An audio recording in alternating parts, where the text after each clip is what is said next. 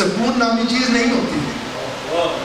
بھوکے وہ شاید ایک بالکل لے مین سے بھی زیادہ بھوکے ہوتے ہیں. ان کے دل میں یہ ہرس ہوتی ہے میں یہ بھی لے لوں یہ بھی لے لوں. ان کا خیال موت کی طرف نہیں جاتا. وہ اسی تبدور میں لگے رہتے ہیں کہ شاید مجھے یہ مل گیا یہ مل گیا یہ مل گیا.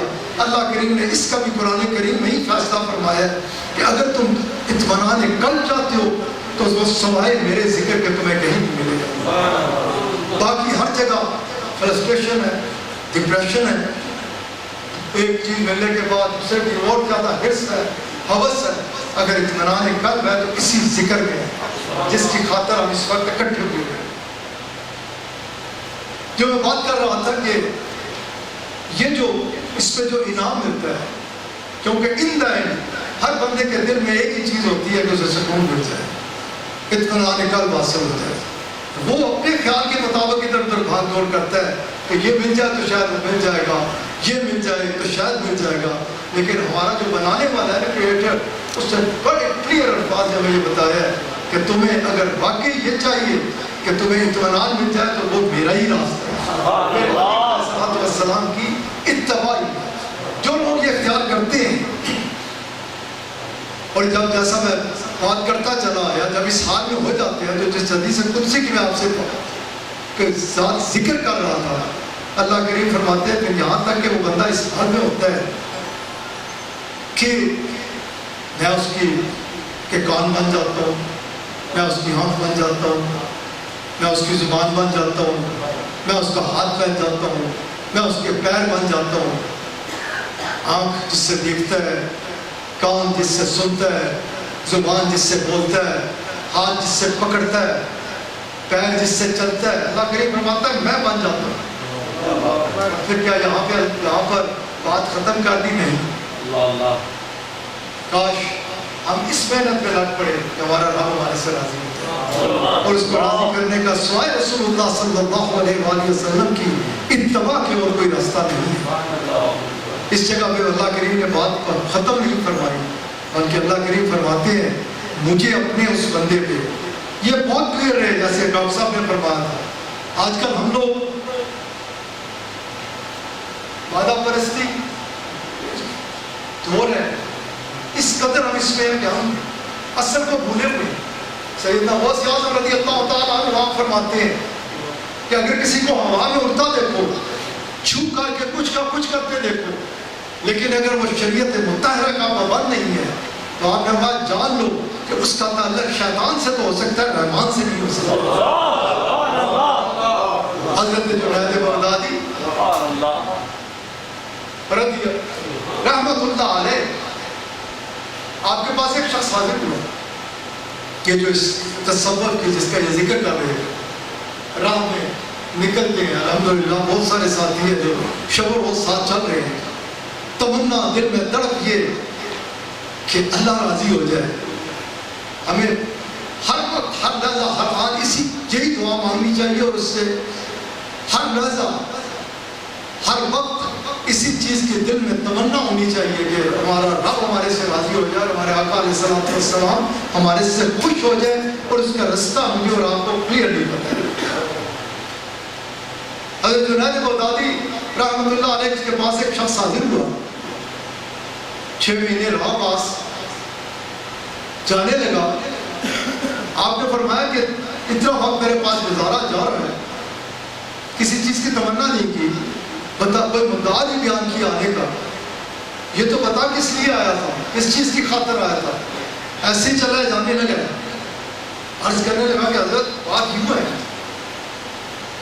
کہ شیخ کی تلاش تھی, آپ کا بڑا ذکر سنا, میں آپ کے خدمت میں حاضر ہو گیا, لیکن میں نے دل میں ایک چیز کا پختہ ارادہ کر رکھا تھا, اس کے ہاتھ میں ہاتھ دوں گا جو صاحب کرامت ہوگا, جس کے پاس کوئی آئے گا جو بھی کہے گا کرامت کے ذریعے سے اس کے معاملات کو ٹھیک کرے گا. جنید بغدادی رحمۃ اللہ علیہ, آپ نے اس سے پوچھا اے شخص 6 مہینے میرے پاس رہا, مجھے یہ بتا کہ میرا کوئی عمل رسول اللہ صلی اللہ علیہ وآلہ وسلم کے احکامات و فرمودات سے ہٹ کے تو نے میرے اندر دیکھا؟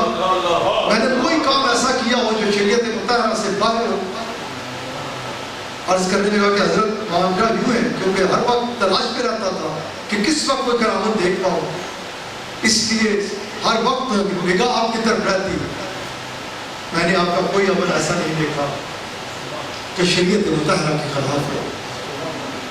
حضرت جنید بغدادی جیسی عظیم ہستی نے اس شخص کو جو جواب دیا وہ یہ تھا کہ اے شخص، تو کرامت کی تلاش میں نکلا تھا، اور یا اللہ بڑی دور تک دیکھتے ہیں، وہ گھر سے نکلا تو آپ کو پتا تھا کہ یہ کس چیز کی تلاش میں نکلا ہے۔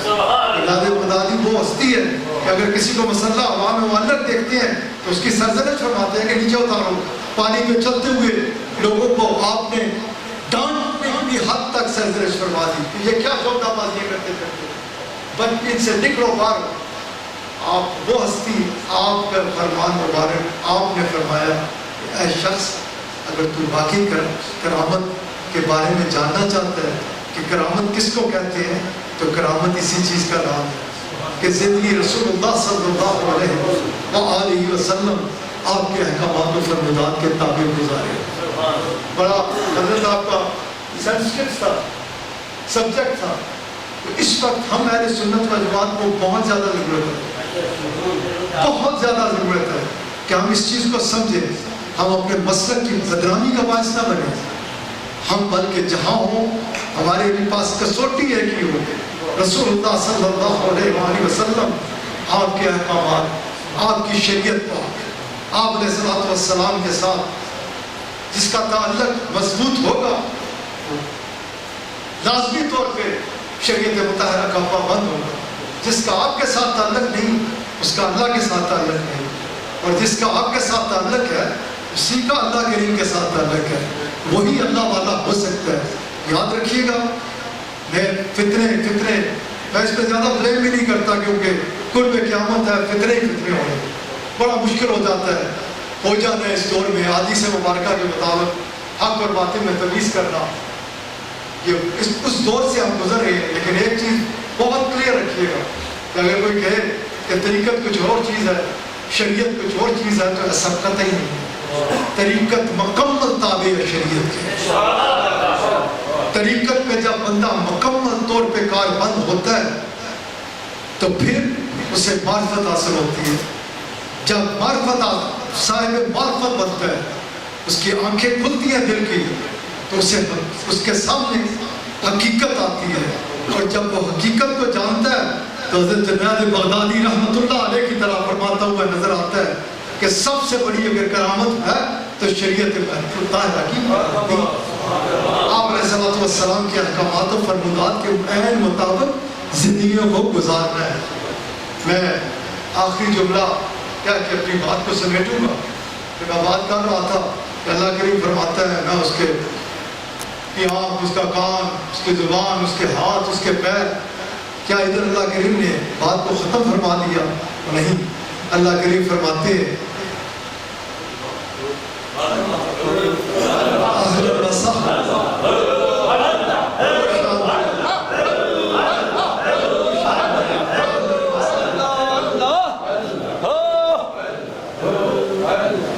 انتظار تھا۔